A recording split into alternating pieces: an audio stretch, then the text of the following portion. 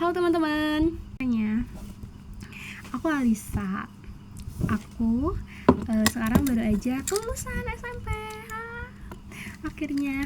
Nah, di sini aku mau cerita tentang pengalamanku menjadi juara umum ke-1 berturut-turut di SMP Negeri 1 Warukiara. Sebenarnya di sini ya. Ini rapotku.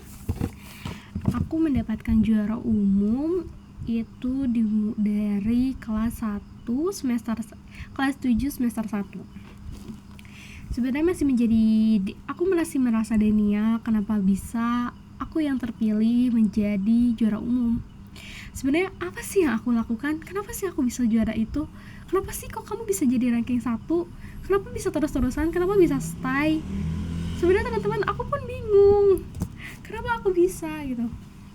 Di antara 305 siswa, kenapa bisa aku yang menjadi juaranya? Memang betul nilai hanyalah angka, but who know? Siapa yang tahu gitu? Siapa yang tahu gitu? Kenapa bisa kamu terpilih? Kenapa enggak mereka? Mereka lebih banyak bakatnya, mereka saling ikut lomba, mereka dapat juara lomba. Kok bisa ya kamu? Itu beberapa pertanyaan yang ada di kepalaku. Tapi balik lagi ke seharian kita bagaimana? Nah, ini yang jadi penentunya. Jadi aku sering ingat lagi saat terlintas, kenapa sih bisa aku? Apa sih hebatnya aku? Kenapa ya bisa aku terus-terusan ranking 1? Kenapa nggak orang lain? Aku balik lagi, oh iya, dulu aku seberusaha itu. Aku selalu ingat lagi tentang perjuangan aku waktu ngerjain waktu aku ngerjain beberapa tugas praktek.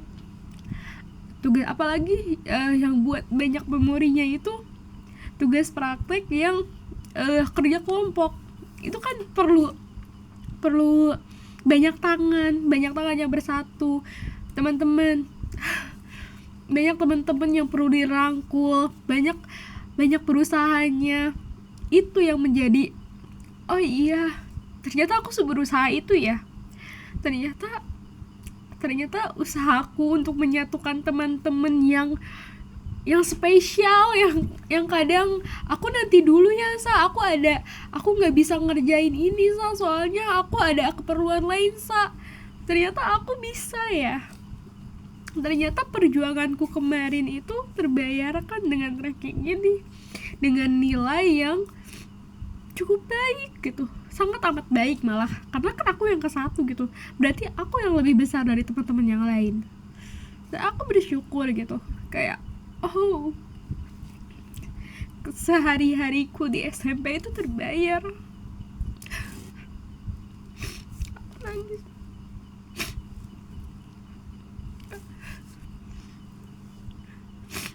Ngerti gak sih? Saat kita tuh bingung, kenapa kita tuh kayak mempertanyakan posisi kita di situ, emang kita layak gitu dapat emang kita layak apa yang sekarang kita dapatkan. Tetapi balik lagi, kalau diingat-ingat, oh ternyata perjuanganku sebegitu capeknya ya, sebegitu kerasnya.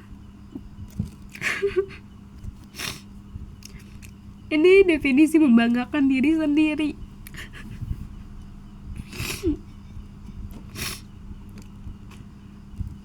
Dengan begitu banyak perjuangan,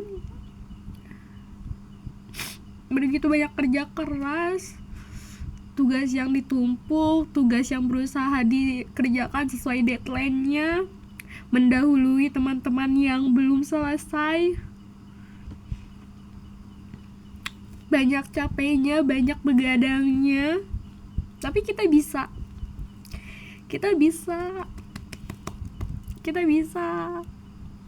konsisten dan bertahan itu.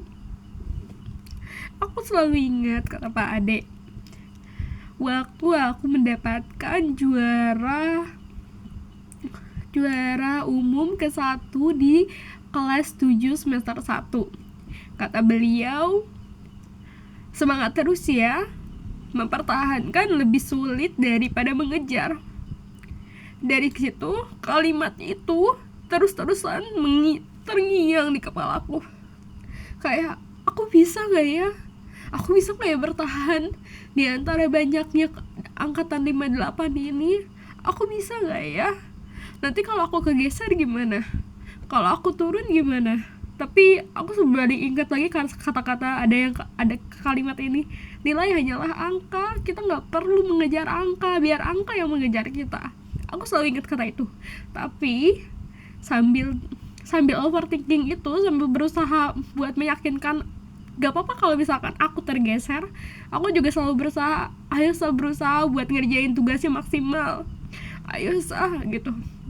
Ayo nggak apa-apa kalau nilai ujianmu kecil, tapi nilai praktek, nilai keseharian, nilai keaktifan kamu di kelas, nilai kamu harus bagus gitu. Kamu harus aktif, kamu harus menjadi yang terbaik gitu, menjadi yang teraktif gitu. Nggak apa-apa kalau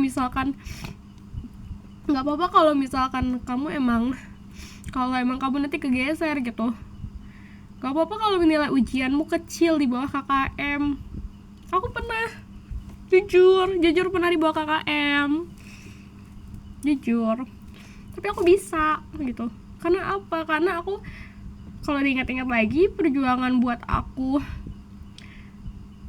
aku ujian praktek dan lain sebagainya, menurutku pribadi itu sangat amat hebat buat diriku gitu, kayak gitu. Aku yang kayak ngerasa, oh aku nggak cocok nih di lomba ini, aku nggak cocok gitu. Aku pernah ikutan lomba. Nah, di situ lombanya itu kayak menurutku, aduh, aku kalah mulu di lomba ini, aku nggak mau deh tahun depan coba lomba ini. Kayaknya lebih baik aku kasih kesempatan buat orang lain buat mencoba, barangkali dia berhasil gitu. Aku nggak mau buat sekolahku gagal lagi kalau misalkan aku yang maju lagi ke depan gitu.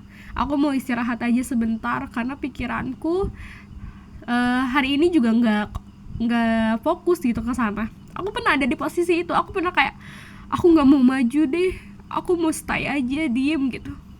Aku pernah di posisi itu. Jujur, kayak aku ngiklasin gitu. Aku ngiklasin gak ikutan lomba karena dia ngerasa aku bakal kalah lagi deh, aku bakal gagal lagi gitu. Aku pernah di itu. Aku pernah di posisi itu. Udah kayak capek banget. Aku gak mau aku nanti gagal lagi gitu. Aku pernah di situ. Tapi aku bangkit lagi gitu sekarang. Aku sampai punya mindset, oke deh, sekarang jangan ikutan yang kompetensi ya. Kompetensi maksudnya yang kejuaraan gitu. Karena aku menghindari dari kegagalan. Maksudnya kalau itu kan kegagalannya besar ya, ikut lomba-lomba kayak gitu. Aku pernah ada di posisi kayak gitu.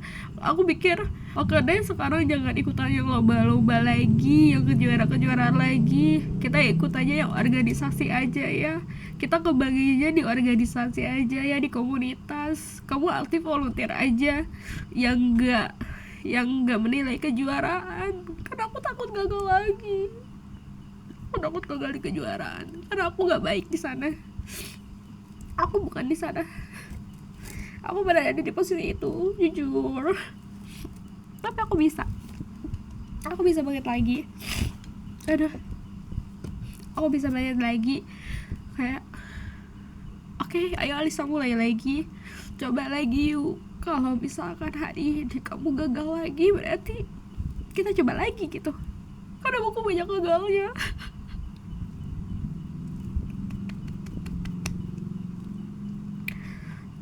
Kalau dibilang banyak gagal, aku banyak gagalnya guys. sampai aku aja ngiku, kenapa sih kehidupanku gagal terus gitu. Sampai aku punya motivasi, jadikanlah kegagalanmu hari ini bukan kesuksesan yang tertunda, tetapi kegagalanmu hari ini adalah langkah awalmu menuju kesuksesanmu gitu. Karena kan orang-orang ada yang bilang kegagalan itu adalah kesuksesan yang tertunda gitu. Aku nggak mau, itu bukan kesuksesan yang tertunda, itu awal dari kesuksesan gitu. Kenapa sih harus disebut kesuksesan yang tertunda? Berarti aku menyanyiakan kesuksesan ya, kayak gitu kan. Tapi aku nggak tahu, aku gak serak sama kalimat kegagalan adalah kesuksesan yang tertunda. Itu aku gak serak sama kalimat itu. Kegagalan adalah titik awal menuju kesuksesan, itu tepatnya, bukan kegagalan yang tertunda gitu. Bukan kesuksesan yang tertunda gitu. Aku pernah ada di posisi gagal, bahkan aku nggak spesial itu, aku kalah mulu gitu, kesialan terus.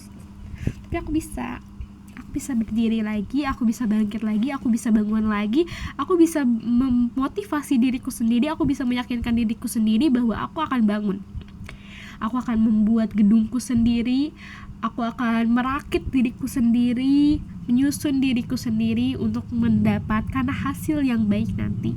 Kegagalanmu hari ini bukan kesuksesan yang tertunda, tetapi kegagalanmu hari ini adalah langkah awal menuju kesuksesan.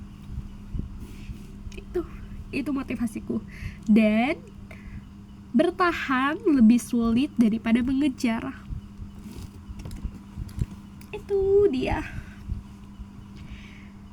Kalau kamu lagi overthinking, mempertanyakan posisimu hari ini, lihatlah kembali seberapa keras perjuanganmu untuk mendapatkan posisimu. Begitulah ceritaku. Memutar memori selama 6 semester terakhir dengan begitu banyak